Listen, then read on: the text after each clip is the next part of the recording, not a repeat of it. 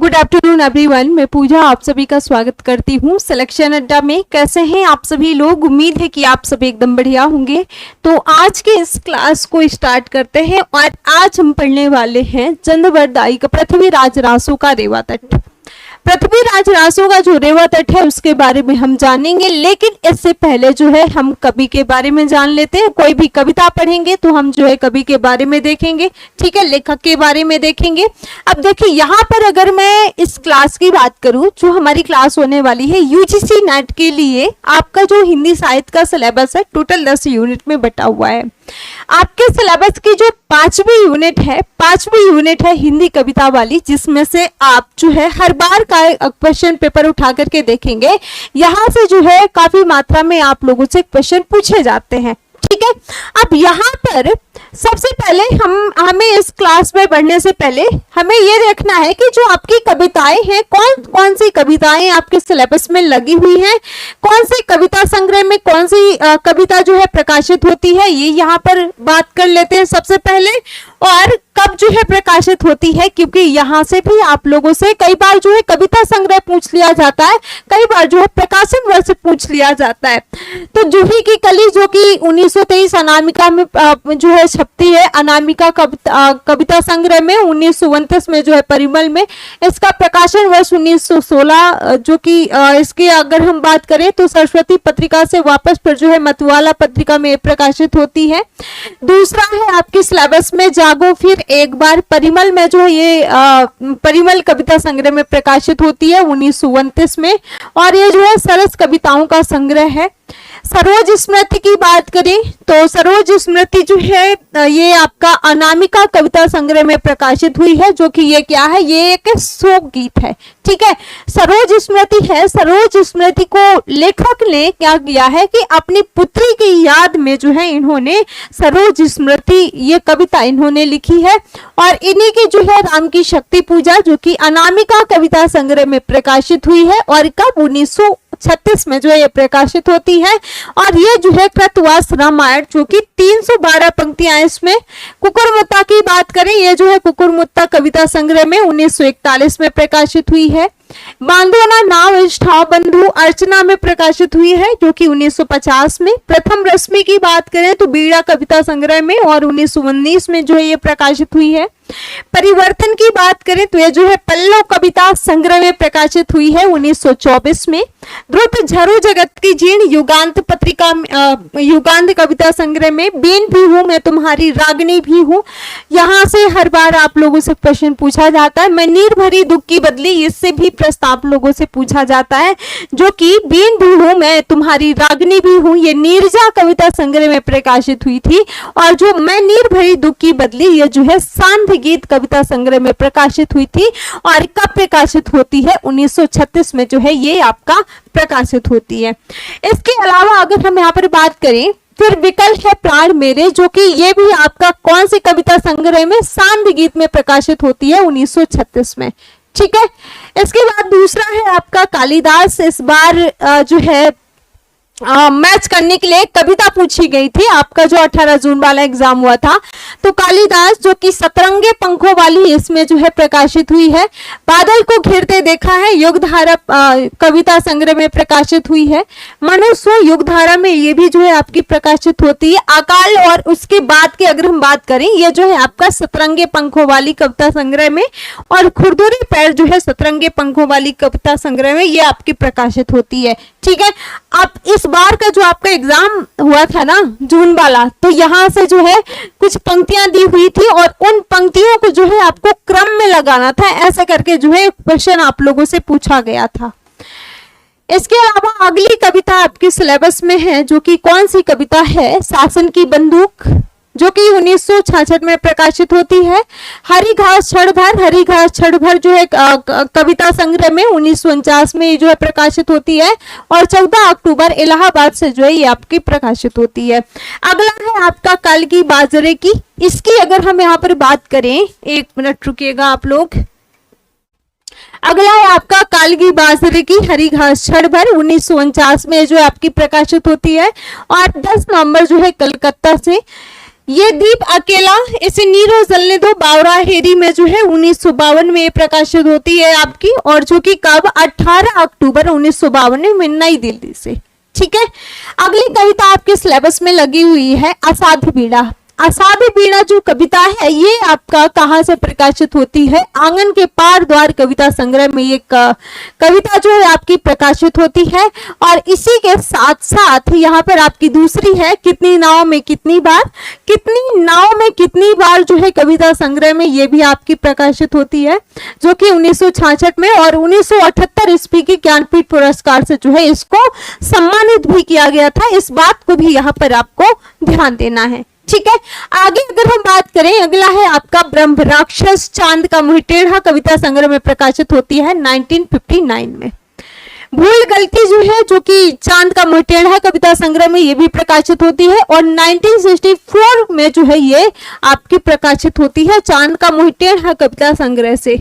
ठीक है, आगे अगर हम बात करें, अगली कविता आपकी सिलेबस में लगी हुई है अंधेरे में। अंधेरे में जो कविता है ना, इस कविता की अगर हम बात करें आपका, ये भी चांद का मुंह टेढ़ा कविता संग्रह से प्रकाशित होती है और कब 1964 में जो है कल्पलता संग्रह से आशंका की द्वीप अंधेरे में से जो है ये आपकी प्रकाशित होती है।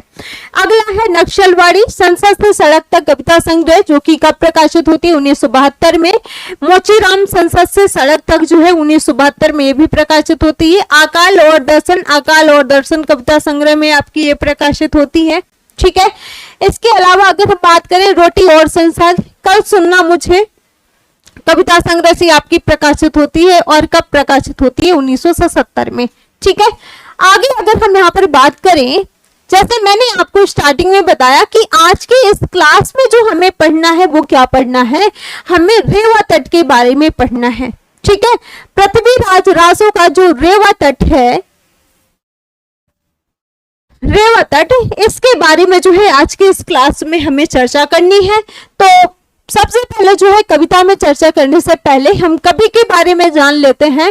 चंद बरदाई की अगर हम यहाँ पर बात करें, चंद बरदाई के बारे में जब आप लोग हिंदी साहित्य का इतिहास पढ़ेंगे आचार्य रामचंद्र शुक्ल, तो वहां पर भी आप लोग चंद बरदाई के बारे में देखेंगे। ठीक है, अब यहाँ पर अगर हम चंद बरदाई की बात करते हैं तो चंद बरदाई का जो जन्म है कहाँ पर, लाहौर में सन 1168 ईस्वी में जो है इनका जन्म होता है।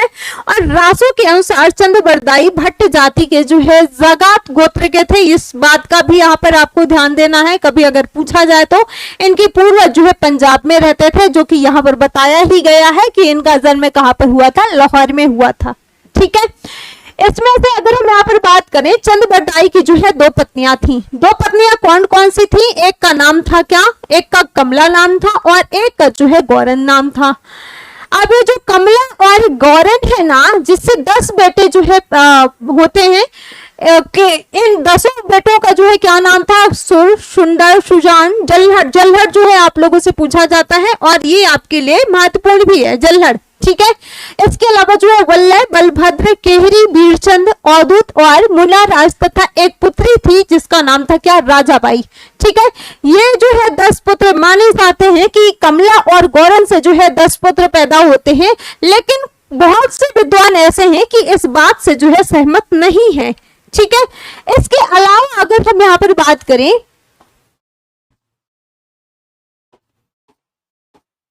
आचार्य रामचंद्र शुक्ल ने जो है इनके बारे में क्या कहा है। अब देखिए, जहां पर जो चीजें आपके लिए महत्वपूर्ण है, जहां से आपसे प्रश्न पूछे जाते हैं, ये चीजें आप लोगों को अगर चाहे तो नोट करते जाना है। साथ साथ अगर लिखना नहीं चाहते तो इसकी नोट्स भी आप लोगों को मिल जाएगी, जो कि टेलीग्राम चैनल आप लोग ज्वाइन कर लीजिएगा, व्हाट्सएप ग्रुप आप लोग ज्वाइन कर लीजिएगा। आचार्य रामचंद्र शुक्ल क्या कहते हैं इनके बारे में, इन्होंने कहा कि चंद यानी कि चंद बरदाई हिंदी के प्रथम महाकवि माने जाते हैं और इनका पृथ्वीराज रासो हिंदी का प्रथम महाकाव्य माना जाता है। बहुत बहुत महत्वपूर्ण है आपके लिए। ठीक है, कई बार यहाँ से आप लोगों से प्रश्न पूछा जाता है, तो ध्यान देना है इस बात को। इसको बिल्कुल भी आप लोग नहीं भूल सकते। या तो फिर आपसे ये पूछा जाएगा कि हिंदी का प्रथम महाकवि किसको माना जाता है, तो चंद्रबरदाई को माना जाता है। ऐसा किसने कहा है? आचार्य रामचंद्र शुक्ल के अनुसार ये बात आप लोगों को ध्यान देना है। और अगर आप लोगों से ये पूछा जाए कि हिंदी का प्रथम महाकाव्य कौन सा है, तो कौन सा? पृथ्वीराज रासो हिंदी का प्रथम महाकाव्य माना जाता है। दो तरीके से आप लोगों से यहाँ पर प्रश्न पूछे जा सकते हैं, ठीक है। अगला हम बात करें, चंद्रबरदाई का जो मूल नाम है वालिद और अन्य नाम जो है पृथ्वी भट्ट था। चंद्रबरदाई दिल्ली के जो है अंतिम सम्राट महाराज पृथ्वीराज चौहान के सामंत और राजकवि के रूप में जो है प्रसिद्ध रहे हैं। इस बात का भी यहाँ पर आपको खास ख्याल रखना है। आगे अगर हम यहाँ पर बात करें, ऐसा माना जाता है चंद्रबरदाई के बारे में, कहा जाता है कि चंद केवल जो है पृथ्वीराज के राजकवि या फिर जो है सामंत नहीं थे, बल्कि इनके जो है अनन्य सखा भी रहे हैं, ठीक है। तथा षट भाषा, व्याकरण और काव्य साहित्य, छंद शास्त्र, ज्योतिष, पुराण आदि अनेक वादियों में जो है ये पारंगत भी रहे हैं। ये बातें जो है आपको किसके बारे में? चंद्रबरदाई के बारे में अभी हम देख रहे हैं। तो ये सारी चीजें आप लोगों को ध्यान देना है, ठीक है। अब देखिए यहाँ पर अगर आप लोगों ने पढ़ लिया या फिर जो है आप लोगों ने हिंदी साहित्य का इतिहास जब आचार्य रामचंद्र शुक्ल का पढ़ेंगे तो वहां पर भी जो है इनके बारे में पर्याप्त जो है जानकारी दी हुई है, ठीक है। तो इसके बारे में अगर बात करें, एक प्रसिद्धि जो है ये भी है कि चंद्रबरदाई और जो पृथ्वीराज रासो है, पृथ्वीराज चौहान, ये दोनों का जन्म जो है एक ही दिन हुआ था। ये बात जो है आचार्य रामचंद्र शुक्ल सीरीज में भी जो है, आचार्य रामचंद्र शुक्ल का जो हिंदी साहित्य का इतिहास है उसमें भी जब आप लोग आदिकाल पढ़ेंगे ना, वहां पर जो है ये बात कही गई है, ठीक है, कि जो चंद्रबरदाई है, चंद और पृथ्वीराज चौहान, इन दोनों का जन्म जो है एक ही दिन होता है और मृत्यु भी जो है इनकी एक ही दिन होती है। ऐसी बात जो है यहाँ पर कही गई है, ठीक है। ये जो है महत्वपूर्ण है। इसके अलावा चंद्रबरदाई को जो है जलंधरी देवी की कृपा प्राप्त होती है, जिसके कारण जो है आज आदृष्टि काव्य भी कर सकते थे। चंद्रबरदाई की प्रसिद्धि का कारण जो है उनके द्वारा रचित 2500 पृष्ठों का जो है जो ग्रंथ है, और वो ग्रंथ कौन सा है? पृथ्वीराज रासो। तो इनको जो है जो प्रसिद्धि प्राप्ति होती है वो कहां से? इससे जो है पृथ्वीराज रासो से जो है इनको प्रसिद्धि मिलती है। इस बात का भी यहाँ पर ध्यान देना है। इसीलिए कहा जाता है, आचार्य रामचंद्र शुक्ल ने कहा है कि हिंदी साहित्य के इतिहास में उन्होंने कहा है कि जो चंद्रबरदाई है ये हिंदी के जो है प्रथम महाकवि माने जाते हैं, और इनका जो ग्रंथ है जो कि प्रथम जो है महाकाव्य माना जाता है, ठीक है। इस बात का यहाँ पर आपको ध्यान देना है। आगे अगर हम बात करें पृथ्वीराज रासो महाकाव्य में, कई बार आप लोगों से ये पूछा जाता है कि इसमें जो है कितने समय या फिर जो है सर्ग हैं, या ऐसे जो है आप लोगों से प्रश्न पूछे जाते हैं, या फिर जो है इसमें कितने अध्याय हैं। तो पृथ्वीराज रासो जो महाकाव्य है, इस महाकाव्य में कितने 69 समय या फिर जो है सर्ग आपसे पूछा जाएगा, या फिर जो है अध्याय पूछा जाएगा, ठीक है। तो ये आपके लिए महत्वपूर्ण है। तथा 68 छंदों का प्रयोग जो है इसमें किया गया है। मुख्य छंदों में अगर हम यहाँ पर बात करें, कई बार आप लोगों से पूछा जाता है कि पृथ्वीराज रासो में जो है मुख्य छंद कौन कौन से हैं। तो मुख्य छंद है इसमें से कौन कौन से? कवित्त है, छप्पे है, दूहा है, त्रेटक है, तोमर है, गाहा है और आर्या है। ये जो है महत्वपूर्ण क्या है? महत्वपूर्ण छंद है। ये भी आपके लिए क्या है? बहुत महत्वपूर्ण है, ठीक है, ध्यान देना है। डायरेक्ट यहाँ से आप लोगों से प्रश्न पूछे जाते हैं। इसके अलावा अगर हम यहाँ पर बात करें, चंद्रबरदाई ने पृथ्वीराज रासो महाकाव्य में मूलतः वीर और श्रृंगार रस का जो है यहाँ पर प्रयोग किया है। अब इस बात को जब आप लोग क्या पढ़ेंगे? हिंदी साहित्य का इतिहास, तो वहां पर जो है मूल रूप से कई बार आप लोगों से ऐसे भी पूछा जाता है कि कौन से रसों का प्रयोग किया गया है। रस वगैरह आप लोगों ने हिंदी व्याकरण में भी पढ़ा होगा। तो जो आपका रस है, यानी कि जब चंद्रबरदाई पृथ्वीराज रासो में अगर हम बात करते हैं ना, इस टाइम पर जो कविताएं वगैरह लिखी जाती थी वो कैसे वीर परक कविताएं, श्रृंगार परक कविताएं लिखी जाती थी, ठीक है। इस बात को जो है आप शुक्ल सीरीज में भी यहाँ पर देखेंगे कि कैसे जो है कविताएं लिखी जाती थी, ठीक है। तो इसमें से जो है मूल रूप से वीर और श्रृंगार रस की प्रधानता रही है। वीर रस और श्रृंगार रस का जो है इसमें प्रयोग किया गया है। अब देखिए, अगर मुख्य रूप से हम यहाँ पर बात करें ना तो वीर रस का ही जो है यहाँ पर मुख्य रूप से प्रयोग किया गया है। लेकिन जब आप और चीजें यहाँ पर पढ़ते हैं ना तो यहाँ पर आप देखते हैं कि उस टाइम जो राजा वगैरह थे, कहीं जो है कहीं इसकी पुत्री से शादी कर लिया, कहीं उसकी पुत्री से शादी कर लिया, है ना। तो ऐसे में ही जो है इनके बीच में लड़ाई झगड़ा द्वंद्व होता रहता था।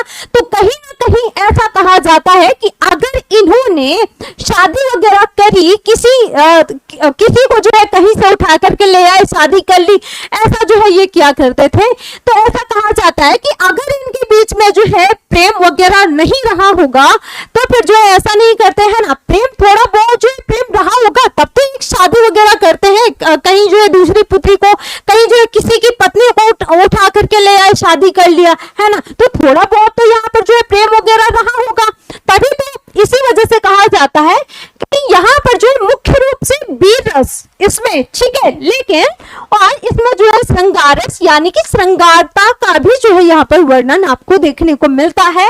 तो चंद्रवरदाई के जो है पृथ्वीराज रासो महाकाव्य में वीर और श्रृंगार रस का जो है प्रयोग इसमें किया गया है, ठीक है। इसके साथ साथ अगर हम यहाँ पर बात करें, किंतु अन्य रासों या था जो है रौद्र रस जो है आपका भयानक और आदि भी जो है अभिव्यंजना की गई है। ये चीज यहाँ पर आपको ध्यान देना है। आगे अगर हम यहाँ पर बात करें, हजारी प्रसाद द्विवेदी क्या कहते हैं इनके बारे में।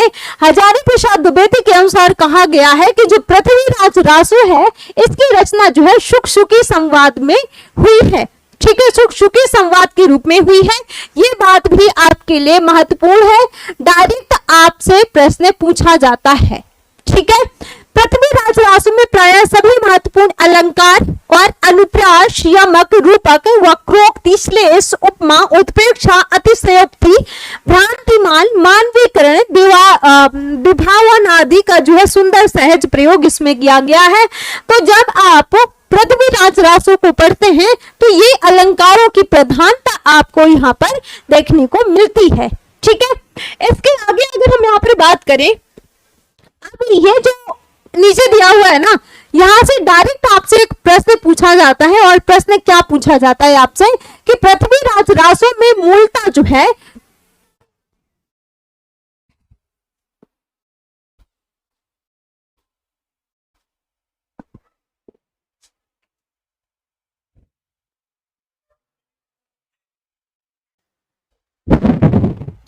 तो एक प्रश्न आपसे पूछा जाता है, क्या पूछा जाता है, पृथ्वीराज रासो में मूल रूप से जो है कौन कौन से छंद हैं, ऐसे जो है पूछा जाता है कौन से छंदों का प्रयोग किया गया है।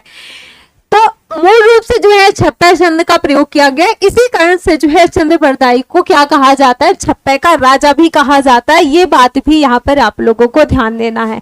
तो ये जो है महत्वपूर्ण है आपके लिए। इसके अलावा अगर हम यहाँ पर बात करें, कुछ कथन दिए हुए हैं। डॉक्टर नागेंद्र ने जो है पृथ्वीराज रासो के बारे में क्या कहा है, इन्होंने जो है पृथ्वीराज रासो को घटना कोश कह करके पुकारा है, ये बात यहाँ पर आपको ध्यान देना है।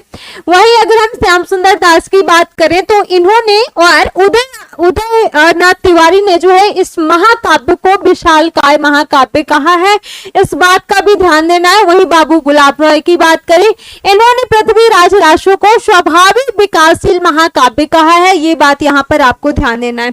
इसके अलावा अगर हम यहाँ पर बात करें तो कैमास्वत जो है पृथ्वीराज रासो का एक ये अति महत्वपूर्ण सर्ग माना जाता है, ठीक है। सर्ग या फिर जो है समय या फिर जो है अध्याय की बात करें, जो कि 69 अध्याय हमने यहाँ पर देखे, 69 हमने समय देखे।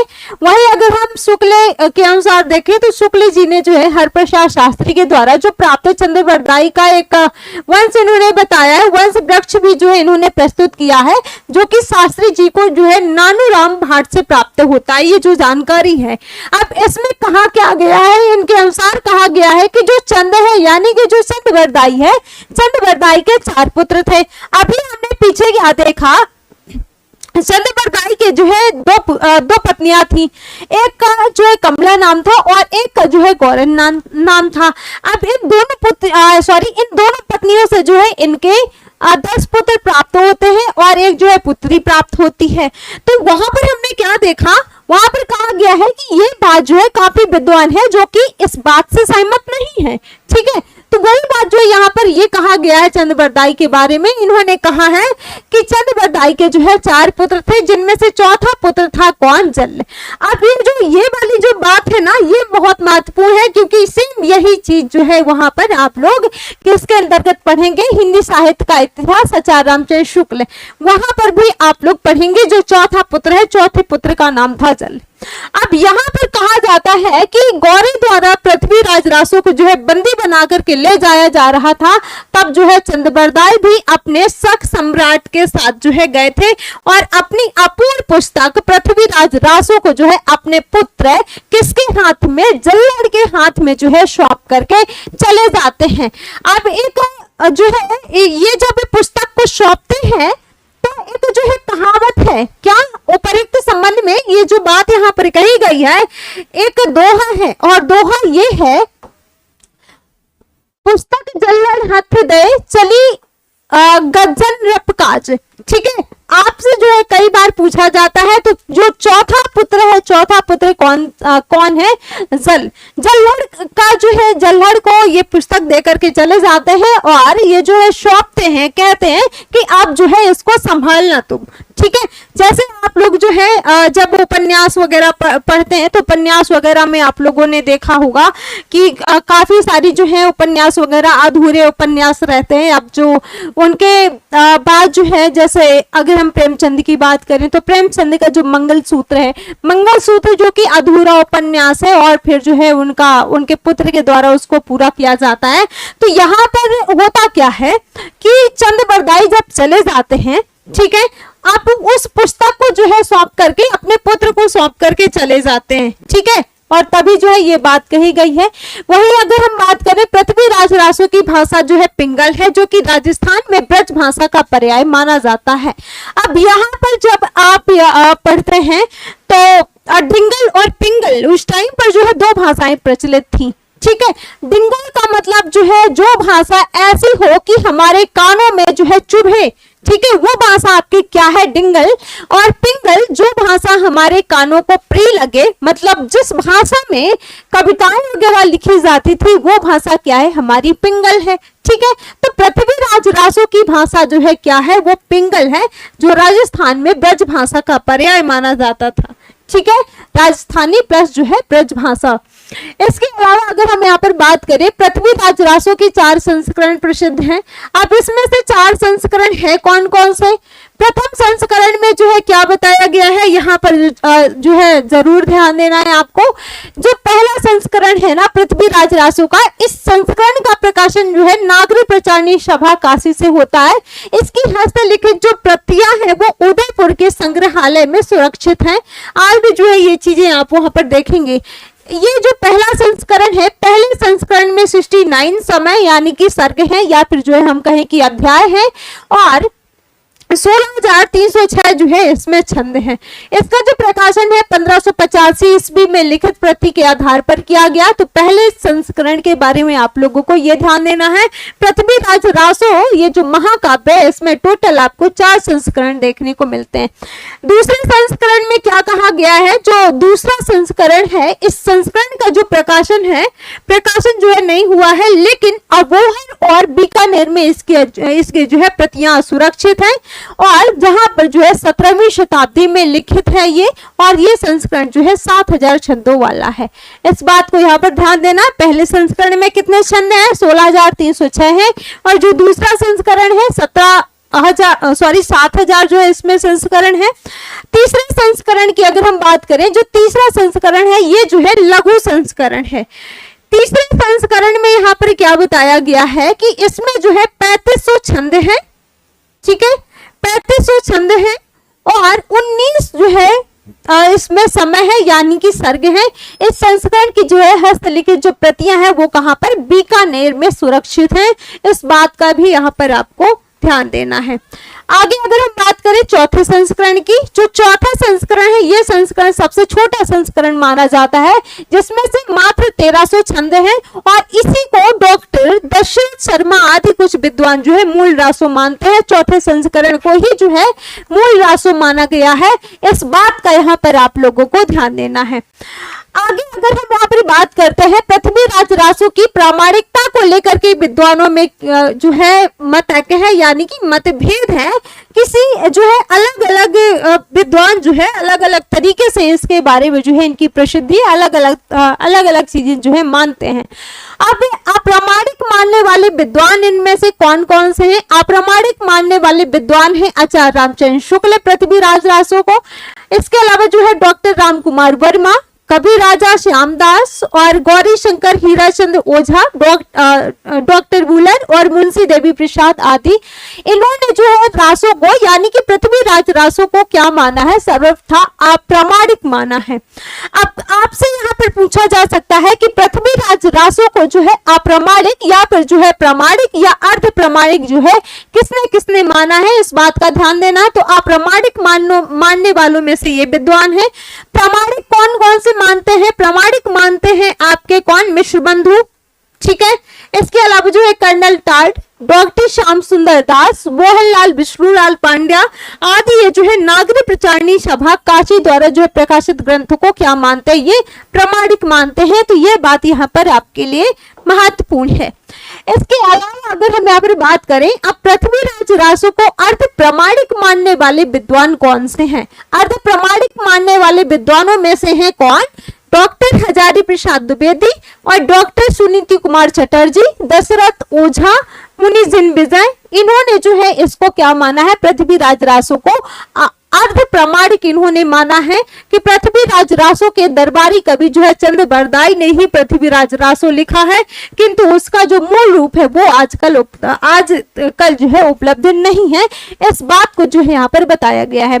एक मत है यहाँ पर नरोत्तम दास जी का, इन्होंने जो है इसके बारे में क्या कहा है? चंद बरदाई के बारे में इन्होंने कहा है कि चंद ने जो है पृथ्वीराज के दरबार में जो है रह करके मुक्तक रूप में रासो की रचना की थी। उनके इस मत से कि रासो जो है प्रबंध काव्य नहीं है, कोई विद्वान जो है इत्तेफाक नहीं रखते हैं।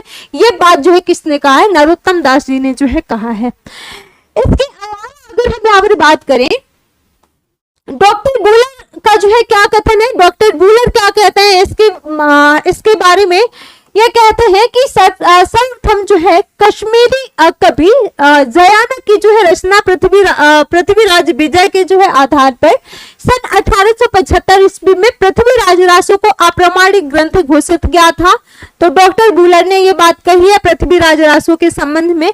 वही डॉक्टर हजारी प्रसाद द्विवेदी का कहना है, ये क्या कहते हैं कि जो पृथ्वीराज रासो है ना, इस रासो में जो है 12वीं शताब्दी की भाषा संयुक्ताक्षर और अनुस्वारांत प्रवृत्ति जो है इसमें मिलती है। संयुक्ताक्षर का मतलब यहाँ पर ये है 12वीं शताब्दी की भाषा, इसमें संयुक्ताक्षर मतलब संयुक्त रूप से जो है यहाँ पर आपकी मिलती है और अनुस्वारांत, ठीक है। अनुस्वार आप लोगों ने पढ़े हैं, अनुस्वार अनुनासिक, ठीक है।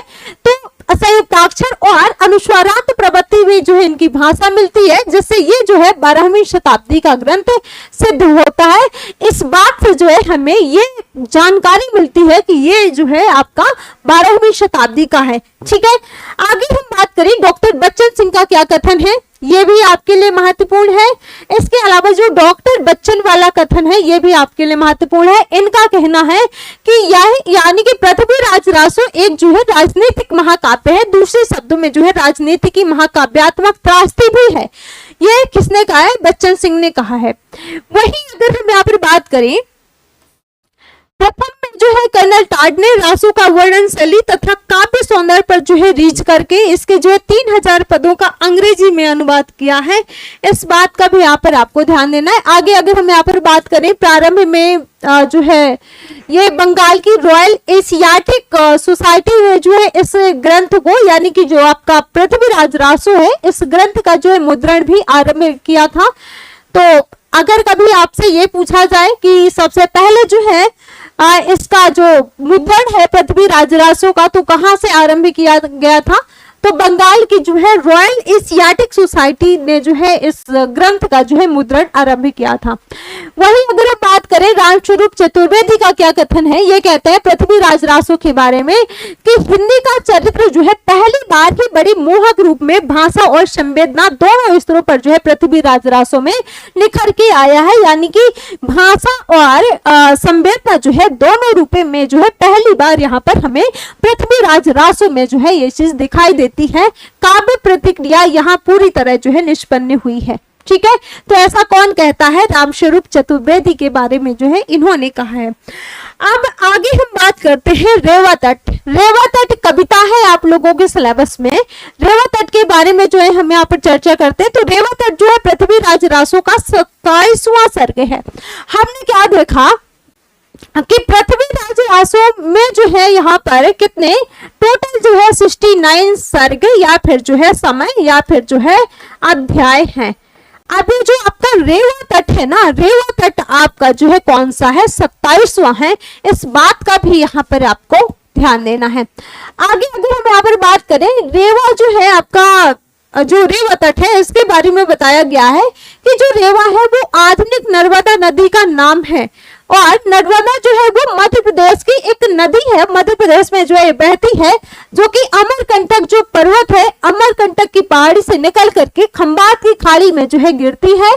और रेवा जो है भारत के उस देश खंड को भी कहते हैं जहां पर जो है नर्मदा नदी बहती है।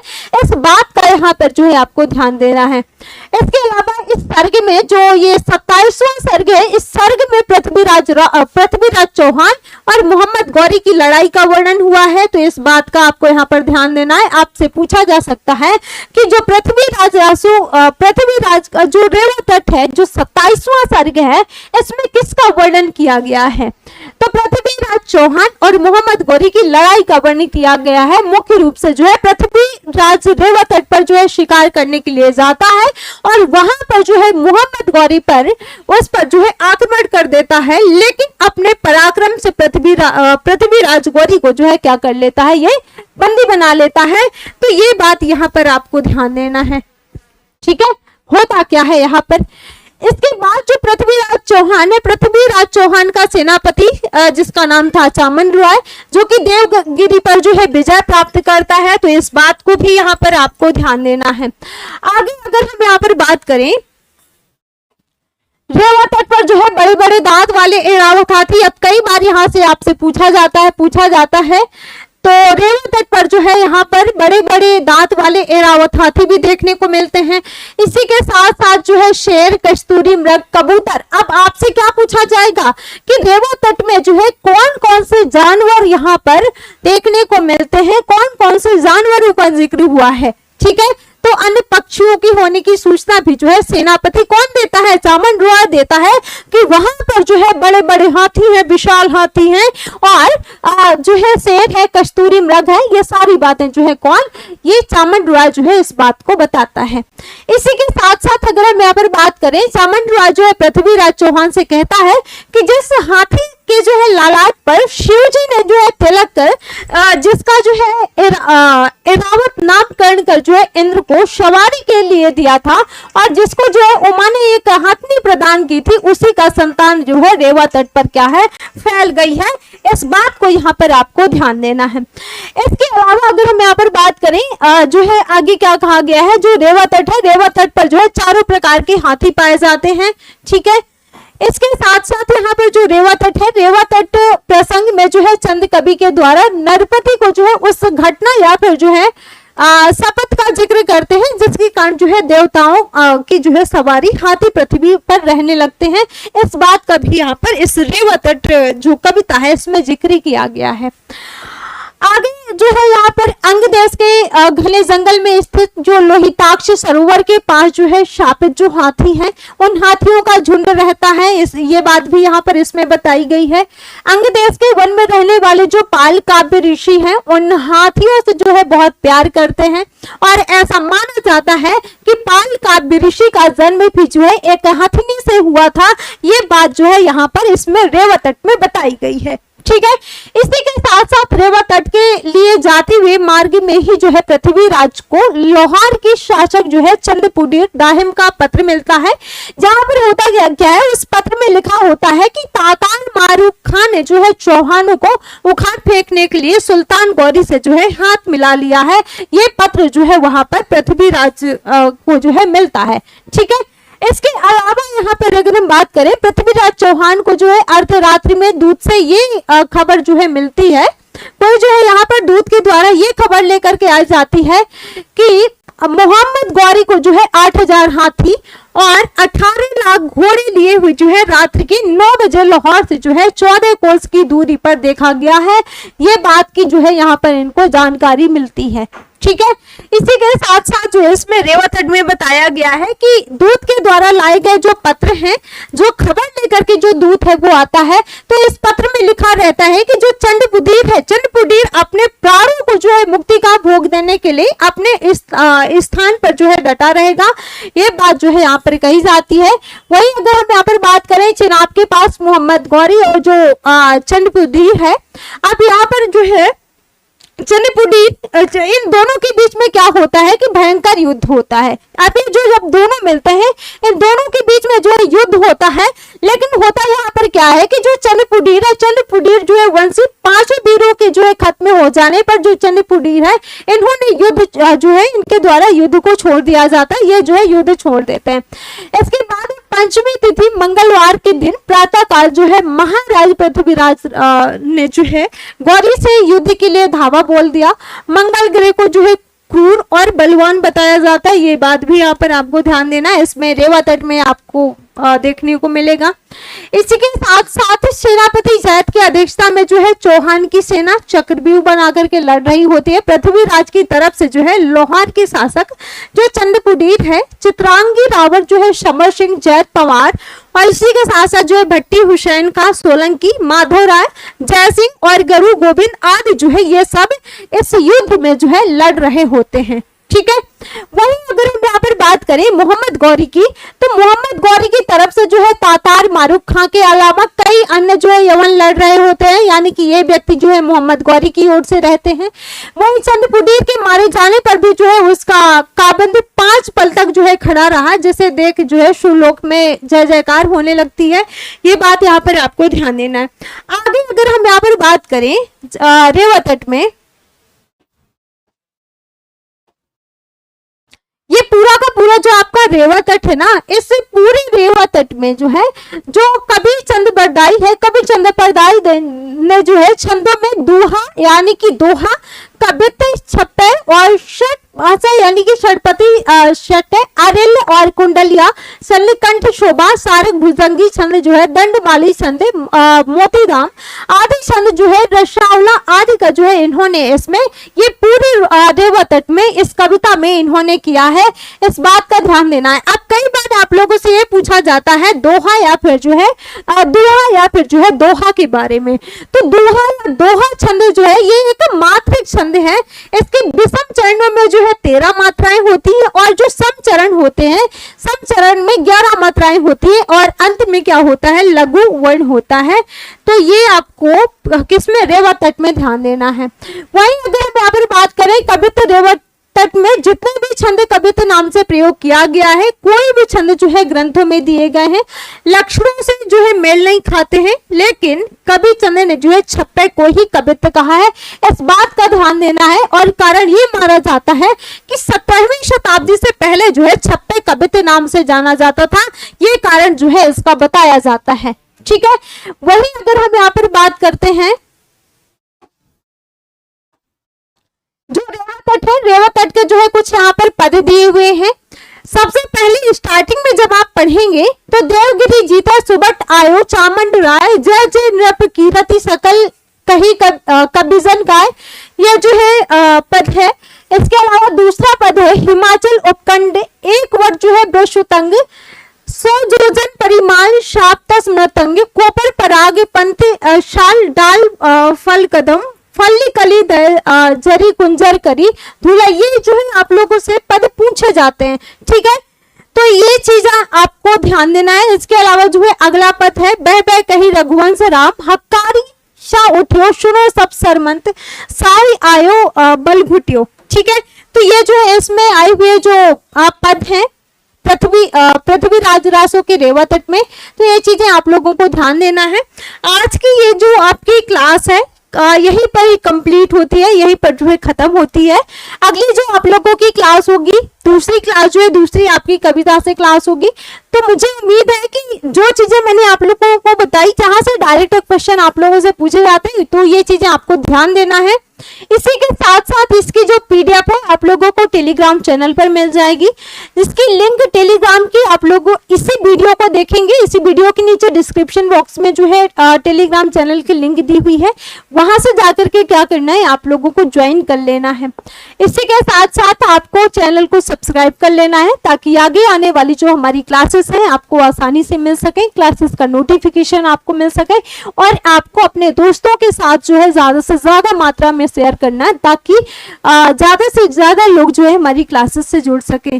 ठीक है, तो चले फिर मिलते हैं आप सभी को अगली क्लास में। सभी को बाय बाय, थैंक यू।